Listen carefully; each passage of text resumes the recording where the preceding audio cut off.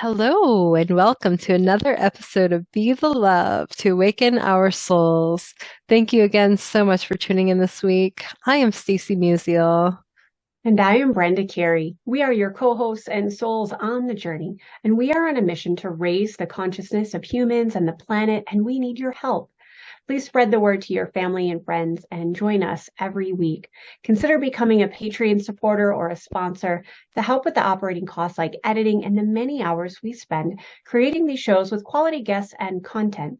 And if you have resonated with our mission, support us in a way that raises your vibration to love. And if it feels safe for you, I'd like to begin by inviting you to take a moment to get centered with us. I'd like to begin by inviting you to take a beautiful, cleansing breath in through your nose and out through your mouth, releasing anything that is keeping you from being present. And take another deep breath in through your nose, breathing in calm, peaceful, loving energy, and breathing out anything you are ready to release in this now moment. And take one more breath in through your nose, breathing in light and love for yourself. And imagine breathing out that light and love and send it back to all of humanity. Remembering that you always have your breath to come back to.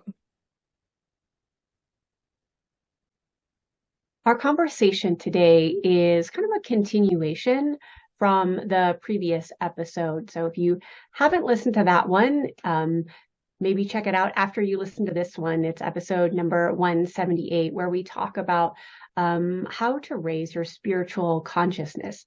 And so this is a continuation of that conversation when we were diving in about, because our podcast mission is to raise the consciousness of humans and the planet, and how we can create actually our own how-to guide, and we give specific ways on how to do that. So check that out. But it does require trusting our own inner wisdom. And I know that there is a lot of confusion around, well, how do we do that? Like, how can we really know that we are really listening and trusting this inner knowing, wisdom, whatever you'd like to refer to it as, and we're just not thinking our own random crazy thoughts. And I mean, I still question myself many times, especially when I'm doing some Reiki self-healing for myself, and this maybe message comes through, and I'm thinking to myself, was that really me? Was that my wisdom, or am I just thinking random crazy thoughts? So, and just know that that's totally normal. And for some of us, this is a long process that we learn throughout many, many years. And for some of us, I mean, I have clients actually that this has always been something that they've been connected to since they were little children. So no comparisons. We all have our own unfolding of how we learn and grow in this process of trusting our own inner wisdom. Mm-hmm. Yeah, I think, recognizing that it is a continuum and it is a journey for every individual. There's layers upon layers, and so, you know, we and sometimes, it's important to recognize when that has been shut down, when our voice or our knowing has been shut down, and even as children, right? So then we stop trusting ourselves because we start giving our power away to people, that are maybe our caregivers, right? Our family.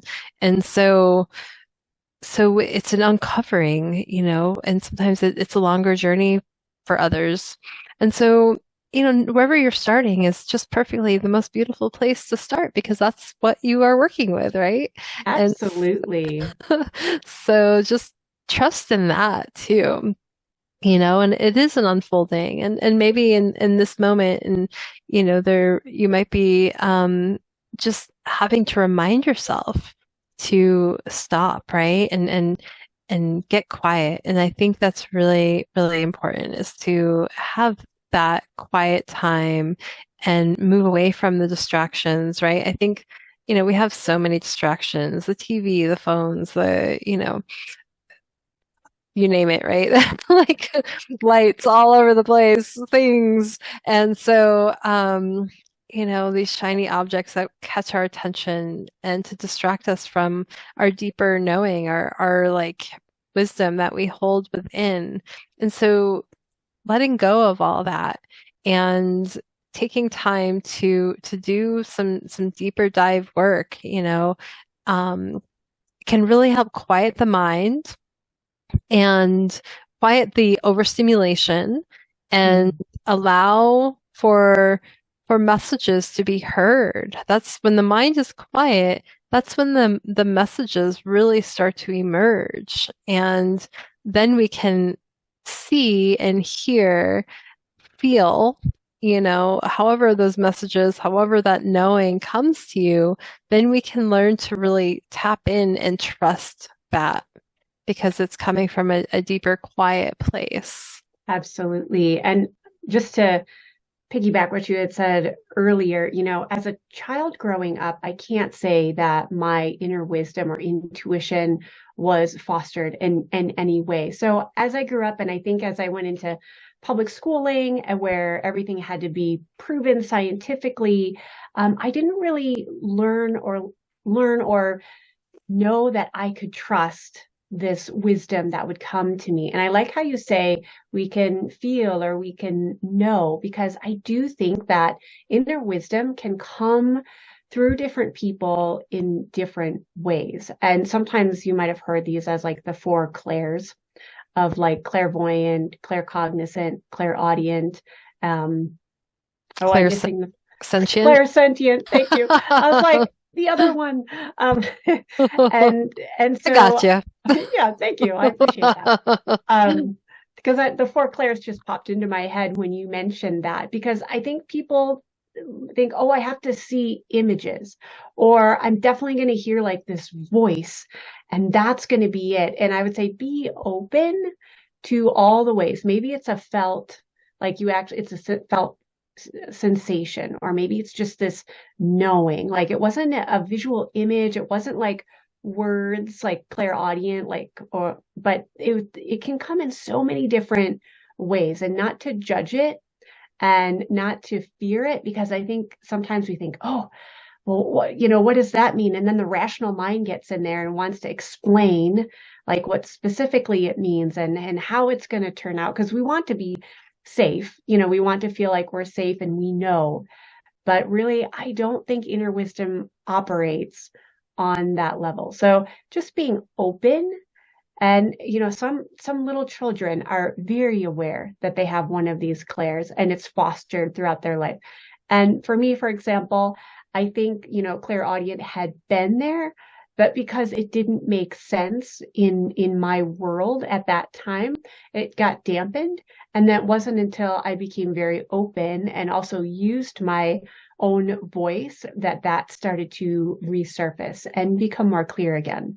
Mm, yeah, and I think for me, like I've been really uncovering a lot of my own deeper knowing, right? That for me, it hasn't been fostered either in my childhood. And in fact, there was, just a sense of, children should be seen and not heard, and that I, wasn't really, uh, it wasn't something that my parents knew how to do, is to foster,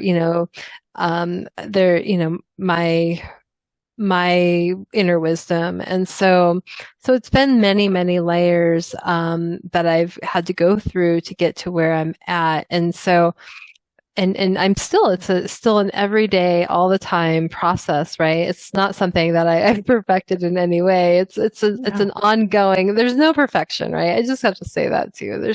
You don't, it's not getting it right or getting it perfect, but it's about taking time. It's about taking time to be open and listening and being consistent. So for me, it's like it comes from a deep knowing. Like I just know, and most of the time it turns out to be right, or I'll get like a message of confirmation, and it's this deep knowing, and I feel it deep in my sacral chakra and my gut energy and my, solar plexus. And so it's like this awareness, and sometimes I will just have this, sense of something, and then something will happen to confirm that. Or like maybe I'll just have this message. Oh, I think I'm, like this morning, actually, I was watching this video, and I thought, I was like, oh, I'm going to send this to my friend. I think she would really resonate with this. And I sent it to her, and she's like, I was just looking for a video to watch. And so Yeah.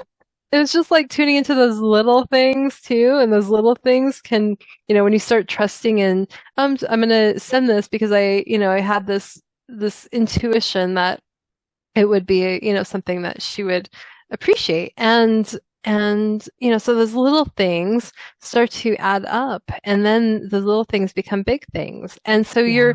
you're really learning, you're building that muscle, but you're building that trust with yourself, right? And Yeah. so when you build that trust with yourself, then you start to really trust yourself, and you trust your intuition, and you trust those messages that you're getting. And so then that's going to build a stronger layer by layer, and it's going to create a, an energy where you're going to really be able to know that, okay, this message is coming. I'm going to trust the guidance in it, and you're going to feel good about that. And the doubt is going to fade away. I love how you bring up the little things, because I think there's this idea that inner wisdom is like this huge epiphany kind of thing. And yes, it might be. But I also think it's just the little things that we trust, like, oh, I'm thinking of this person. Maybe I will call them or send them an email. Or, and we just kind of follow these little rabbit holes to see where they lead, and being detached from a specific outcome. And for me personally, patience is key in this, because I mean, I admit I like to, like, I think, oh, here's the outcome and it's going to happen, quickly, because I'm doing these things, when really it's in the being energy, like being intuitive or being a deep listener can, naturally create this, whether you call it flow state or things synchronistically move in a way that maybe our brains wouldn't have even thought of. But there is a process of being patient with ourselves and being willing to not know the answers. And for me personally, that's a place where I am at. I've had a lot of change this last year with moving and being in a new community, and teaching locally, yes, here in Montana, but then also my online. It's just taken up this whole different shape that I didn't even know I needed to be aware of. And so using my intuition to make the next right decision, I think is key. And like you said, building the muscle of intuition. Mm, yes, I love that, right? Like I'm learning even more and more, right? That at least for kind of going back to human design, and and my own human design. And if you're Mm, familiar with human design, I would really encourage you to look it up. And we did an episode, a couple episodes on human design. And so yeah, look that up. But my personal human design is all about living in the now. And, I used to have this like 5-year plan and everything. And I realized that 5-year plan doesn't work for me. And, I could like trying to get a sense of where do I want to be? What do I want to be doing? And so for me, though, it is about living in the now, and it's an unfolding. So it's okay. So if something comes into my awareness, right, in this moment, in this now, that's the moment I can tap into. Is this moment, is this thing coming into my awareness? Is this opportunity or this experience or this, whatever? is that feeling right to me? And is that a full body yes, right? And is that my deeper knowing when I'm like, yes, this is what the next step, right? The unfolding, because that next step will lead to the next step, it will lead to the next step, will lead me eventually into 5 years, right? But I don't have to get it all figured out, but I can continue to allow that process to unfold and trust that I'm being led, right? It's this energy that I'm being led by something greater outside of me and within me. So it's a co-creation that the universe is bringing to me the things I need because I'm in flow. When I'm out of flow, I know that too because things aren't showing up in the way and they're not being as with ease and grace, right? It feels like there's a lot of tension and resistance. And sometimes, Mm. you know, needed when you're, if things aren't unfolding, but it's maybe a resting time, right? But when things are in the flow, yeah, it's like this, you're getting this energy, you're getting what you need in the moment, and that's your opportunity to really step in and trust in that that next unfolding. And that's Mm. my personal experience, but that's been really helpful and has really worked for me and my situation because I get to like not have to figure everything out right now. And I know I have a bigger vision, of like how I want to feel, right? And that's another thing. So that feeling and knowing the intention of what I want to create on a more uh, systemic or higher level of consciousness energy and so where that's leading me has been unfolding. I don't know what that's going to look like right now because I'm trying to get out of the way and the how, but because I don't have to figure everything out, I don't have to know how, right? I can just allow the process to unfold and not feel like I have to do all the time. Mm. I love that you explained that because I think that can be a tricky thing.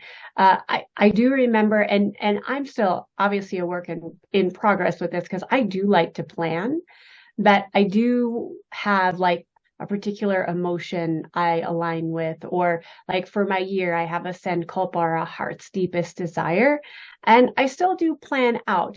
Now I'm becoming less attached to the outcome of it. And I have to really check in with my energy periodically and be like, okay, am I being this or am I just trying to force and do it and think it all out from the mind? And this is one of the things I really like to work with my clients on is like holding that greater vision or sankalpa is what the yogis call it. And I mean, I get it. For many of us planning, we have to live our lives and have a trajectory.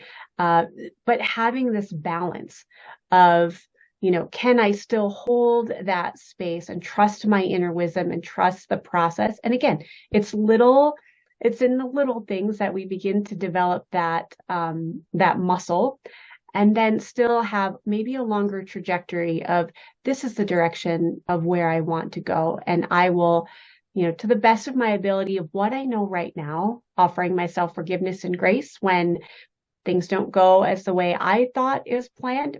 Who knows? Maybe it's even better. That's my new question to many of my clients. What if it could be even better than what we imagine and hold space for that? Mm. I think that can be a really fun way because it can be fun to really trust in our own unique inner wisdom. Mm, absolutely. That's really a big theme, like in a lot of clients I work with too.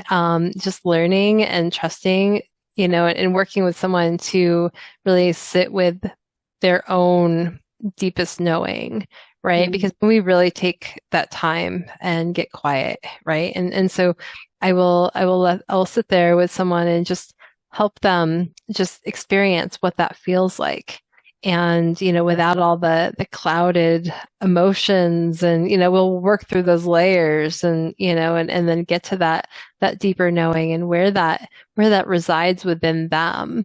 And and then strengthening that. So helping them to embody that feeling of trust, right? Because the more we sit there and and tune into that feeling and we allow it to grow and expand, we can grow that. And that way it's going to be there a lot stronger than, if we don't do that. So I think that's really important. It's so rewarding to just witness the transformation when someone really, really like taps into that deeper knowing, because that helps them, unfold in their life. It's a beautiful, beautiful process. Right. Wouldn't you agree? I think that's one of my favorite things about being a holistic healer and coach, and for you as a psychotherapist, like we get to be the witness to some Mm. pretty amazing transformation, people who have evolved. Like I look at people who've worked with me,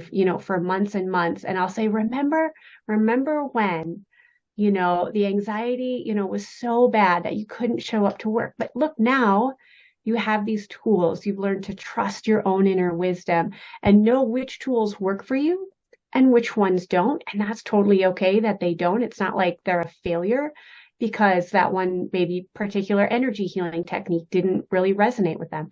That's fine. But it's that slow building that we get to witness in other people. I think that's part of the magic. And I mean, it's definitely why I keep doing what I do, despite some of the obstacles. Absolutely. And again, like going back to that, right? It's an unfolding. There's no such thing as perfection, right? But we do have to take that consistent time to really sit with ourselves, right? And uncover the cultural conditioning or the familial conditioning or however it's been conditioned, right? Because we've all been conditioned in some way or another, right? We have to acknowledge that. And so, but also love that at the same time, because then we get to work through that to really dive deep to who we truly are at the core. And that core is so beautiful. And we all have this ability to have a deeper knowing, to receive these messages, no matter how they're coming. And so just, taking the time to really sit with them and get quiet with yourself. And, it'll start to become clearer and clearer as time goes on. So true. So, the encouragement to our listeners out there, take some time, whether it's right after you listen to this podcast, or later today, make it a plan, a short-term plan, but make it a plan to spend some time with yourself, not distracted. Put the phone away, maybe go outside if the day is nice where you can just be in natural lighting if that's possible. But give yourself permission to just be and just tune in. And yes, notice the crazy thoughts that sometimes float in and out, being very unattached. You're not those thoughts, but also really start to listen. Notice where in your body some of these emotions are coming up with. Just being a witness to the mind. And then it could be a simple asking of, what do I need to know in this moment? And just see if any type of what I call divine download comes. And if not, that's totally okay. But give yourself the time. It is such a gift, and it's so necessary to build that muscle of trusting your own wisdom.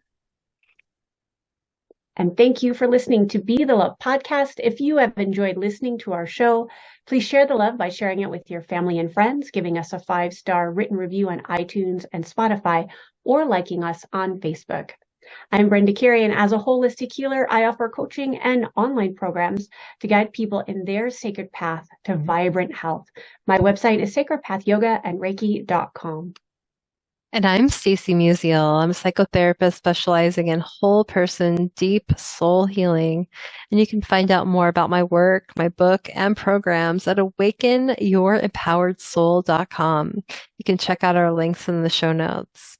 Please consider supporting our mission to awaken our souls with a monthly donation that helps with the operating costs of this podcast so we can continue to spread the love. To contribute, visit our Patreon website at patreon.com/Be the Love Podcast. And stay tuned for more episodes being released on Mondays at 5:55 a.m. Mountain Time.